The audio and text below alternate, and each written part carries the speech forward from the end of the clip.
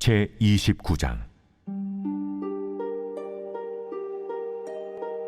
선지자 예레미야가 예루살렘에서 이 같은 편지를 느부갓네살이 예루살렘에서 바벨론으로 끌고 간 포로 중 남아있는 장로들과 제사장들과 선지자들과 모든 백성에게 보냈는데, 그때는 여고니아 왕과 왕후와 궁중 내시들과 유다와 예루살렘의 고관들과 기능공과 토공들이 예루살렘에서 떠난 후라.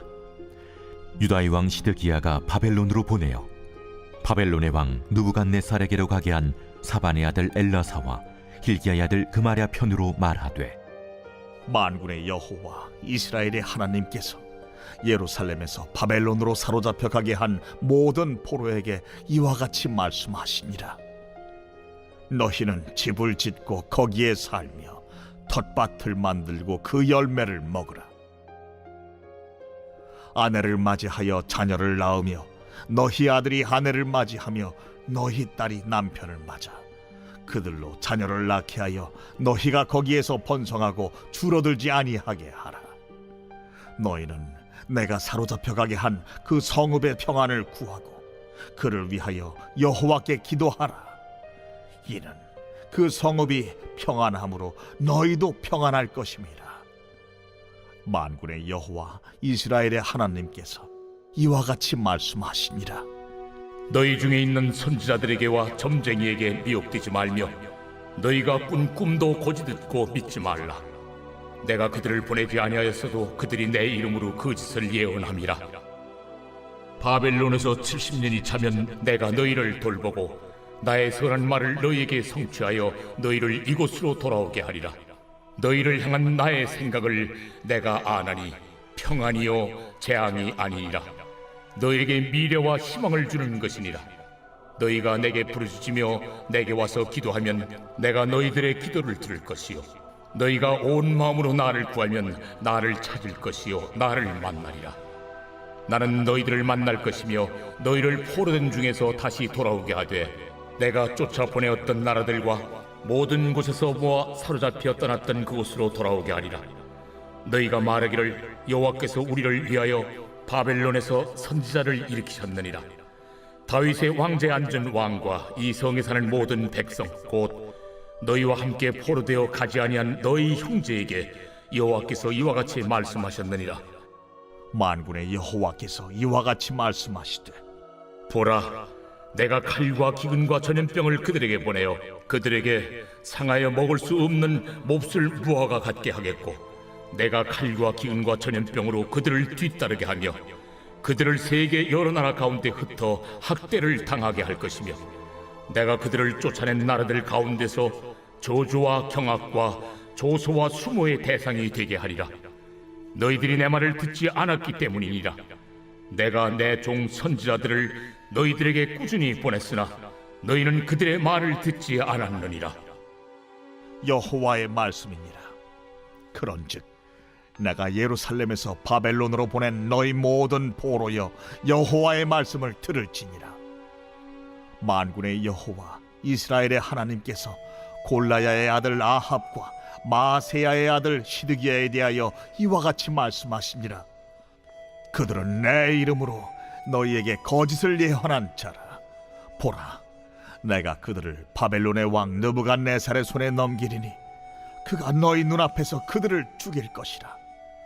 바벨론에 있는 유다의 모든 포로가 그들을 저주거리로 삼아서 이르기를, 여호와께서 너를 바벨론 왕이 불살라 죽인 시드기야와 아합 같게 하시기를 원하노라 하리니, 이는 그들이 이스라엘 중에서 어리석게 행하여 그 이웃의 아내와 간음하며 내가 그들에게 명령하지 아니한 거짓을 내 이름으로 말함이라. 나는 알고 있는 자로서 증인이니라. 여호와의 말씀이니라 하시니라. 너는 느헬람 사람 스마야에게 이같이 말하여 이르라. 만군의 여호와 이스라엘의 하나님께서 이와 같이 말씀하여 이르시되, 네가 네 이름으로 예루살렘에 있는 모든 백성과 제사장 마세야의 아들 스바냐와 모든 제사장에게 글을 보내 이르기를 여호와께서 너를 제사장 여호야다를 대신하여 제사장을 삼아 여호와의 성전 감독자로 세우심은 모든 미친 자와 선지자 노릇을 하는 자들을 목에 씌우는 나무고랑과 목에 씌우는 쇠고랑을 채우게 하심이오늘 이제 내가 어찌하여 너희 중에 선지자 노릇을 하는 아나돗 사람 예레미야를 책망하지 아니하느냐? 그가 바벨론에 있는 우리에게 편지하기를 오래 지내야 하리니 너희는 집을 짓고 살며 밭을 일구고 그 열매를 먹으라 하셨다 하니라. 제사장 스바냐가 스마야의 글을 선지자 예레미야에게 읽어서 들려줄 때 여호와의 말씀이 예레미야에게 임하여 이르시되 너는 모든 포로에게 전언하여 이르기를 여호와께서 느헬람 사람 스마야를 두고 이같이 말씀하셨느니라. 내가 그를 보내지 아니하였거늘 스마야가 너희에게 예언하고 너희에게 거짓을 믿게 하였도다. 그러므로 여호와께서 이와 같이 말씀하시니라. 보라, 내가 느헬람 사람 스마야와 그의 자손을 벌하리니 그가 나 여호와께 패역한 말을 하였기 때문에 이 백성 중에 살아남을 그의 자손이 하나도 없을 것이라. 내가 내 백성에게 행하려 하는 복된 일을 그가 보지 못하리라 하셨느니라. 이것은 여호와의 말씀이니라.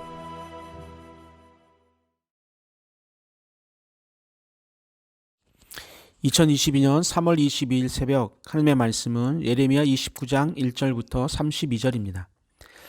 1절부터 7절은 바벨론의 포로들에게 쓴 편지입니다. 예레미야 선지자 당시 바벨론의 포로로 잡혀간 포로들의 처지는 매우 암울했습니다. 이유는 예루살렘에 남아있는 사람들로부터도 더 큰 죄인들처럼 여겨졌기 때문입니다.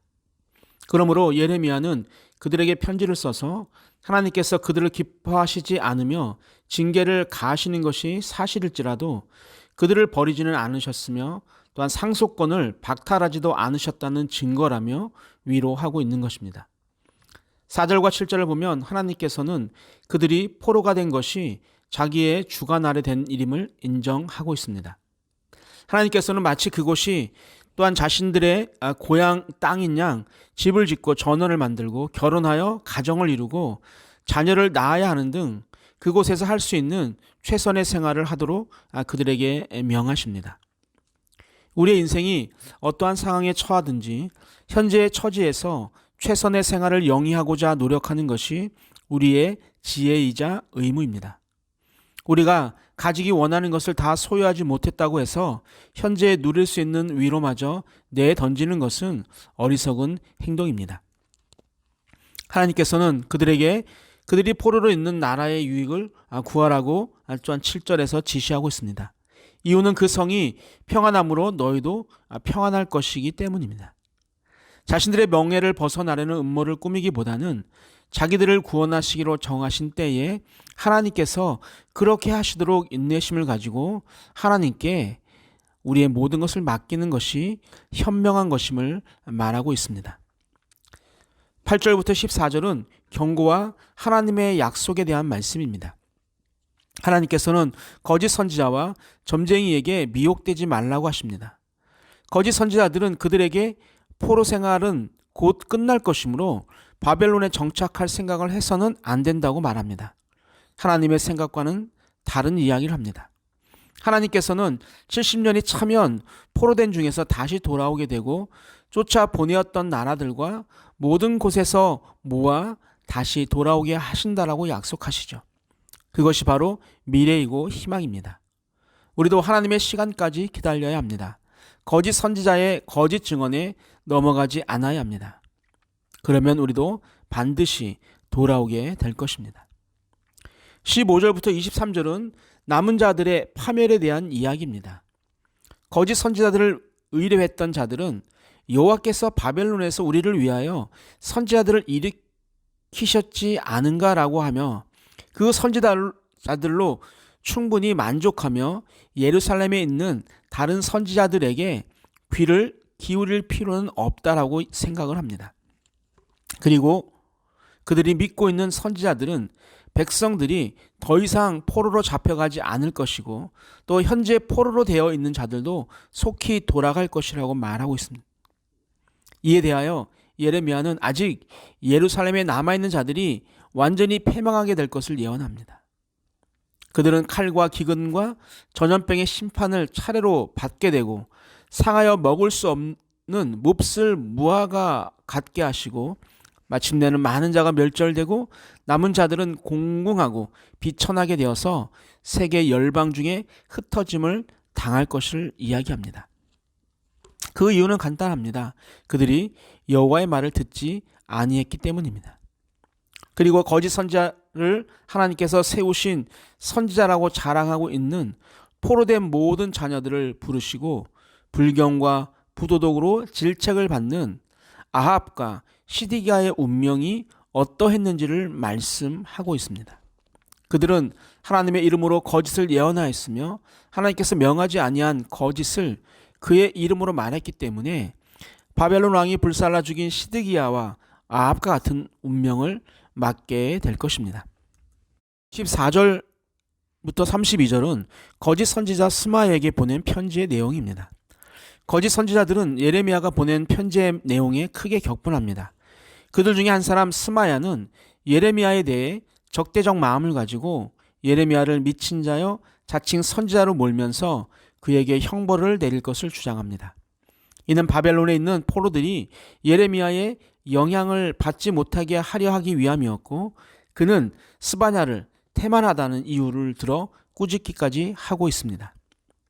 스바냐가 스마야의 글을 선지자 예레미야에게 읽어서 들려줄 때 스마야가 여호와께 패역한 말을 한 결과로 백성 중에 살아남을 스마야의 자손이 하나도 없고 하나님의 백성에게 행하려는 복된 일을 그가 보지 못하게 되는 하나님의 심판의 메시지가 전달되고 있습니다. 사랑하는 성도 여러분, 하나님의 마음에는 늘 우리로 가득 차 있습니다. 하나님의 시간이 되면 남은 자를 통해 하나님은 새 언약 백성을 삼고 새로운 구속 역사를 펼쳐 나가실 것입니다.